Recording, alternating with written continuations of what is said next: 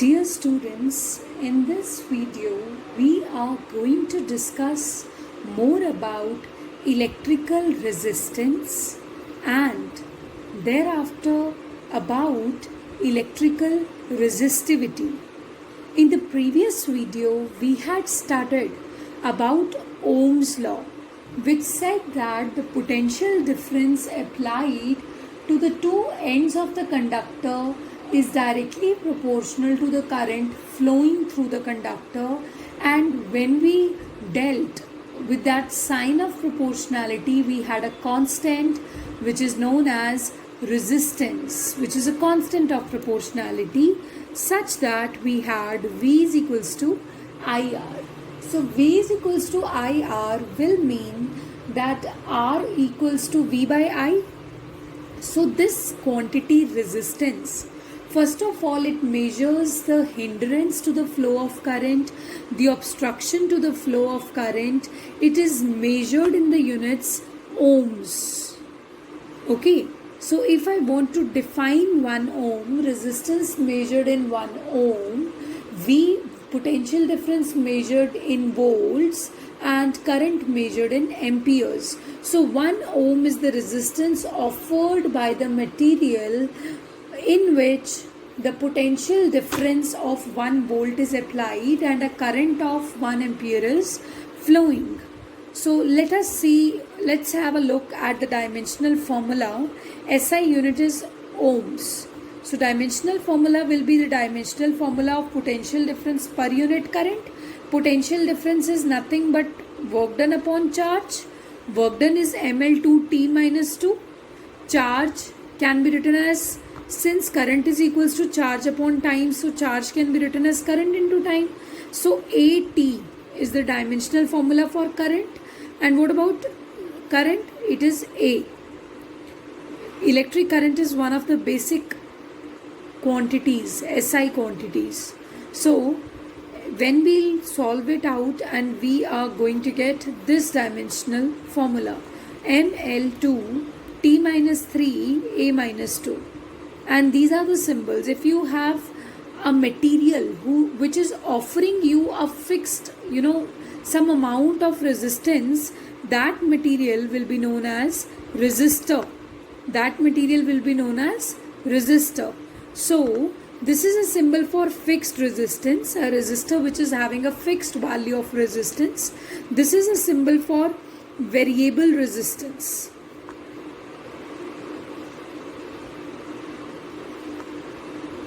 So this is the symbol for variable resistance, and this is also the symbol for variable resistance, like rheostat, okay, where you can change the resistance. So this is all about electrical resistance, but now we'll study the factors over which the electrical resistance depends. See, if this is your conductor and it is connected to the two terminals of the battery, such that the charge carriers, the electrons, are going to flow towards this positive terminal. So when these electrons will be flowing towards the positive terminal, they will strike with the atoms of that conductor in between. And when they'll strike with the atoms in between the conductor, they'll lose their kinetic energy. And when they'll lose their kinetic energy, what is going to happen? A part of them will be slowed down. Okay, and when they'll slow down, the charge flowing per second will be reduced and current will be reduced. And this property is known as resistance to the flow of current. Okay, so what do you think? If the conductor did not have this much length, rather it had more length, then what do you expect? Will the resistance increase or decrease? The answer is the resistance will increase, because this time the electrons will travel a longer path than before. So if the electrons will travel a longer path than before, that would mean that they will encounter more atoms on their way.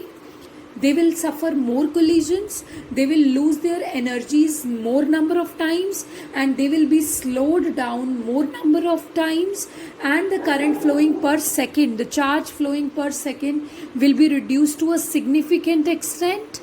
So yes, resistance increases the obstruction to the current. Resistance means obstruction to current. So resistance increases with length. The more length you will increase, the more resistance will increase. Fine. Now, what do you think? If you had the same length, but now you have increased the area of cross section over here.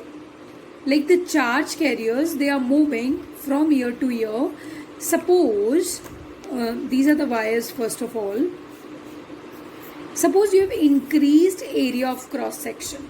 Now more number of charge carriers will enter inside the conductor, and more number of charge carriers will be able to leave that conductor.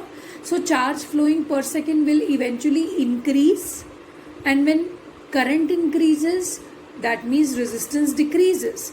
So resistance is inversely proportional to area of cross section. When you will combine these two factors, then you are going to get R directly proportional to L upon A. And when you will remove this sign of proportionality and replace it with equality, there will be a constant. That constant will be specific resistance or resistivity. Okay, so this is rho, specific resistance. So R is equal to rho L by A. Now very important thing to visualize, just give me a second.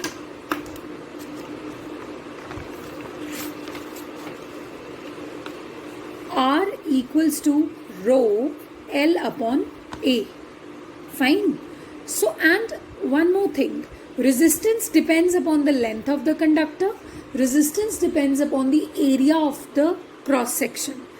For example, if you have a copper rod over here, or you can say any materials rod, if you have a copper rod over here, or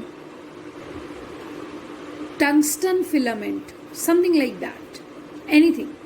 So if you have one rod or something made up of a particular kind of material, and this way you are having the same materials rod. The same materials rod, it could be tungsten, it could be copper. Okay, this rod is also made up of the same material, and this rod is also made up of the same material. But the problem is, although they are made up of same materials, but they are having different resistances. The rod which would be having more length, it will be having more resistance. The rod which will be having more area of cross section, it will be having lesser resistance.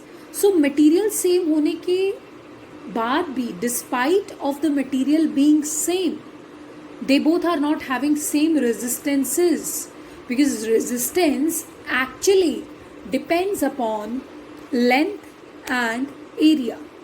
So don't you think this is going to create a lot of problem in laboratory, in lab, when you are dealing with different types of materials, and यहाँ तो same material की ही resistance same नहीं है.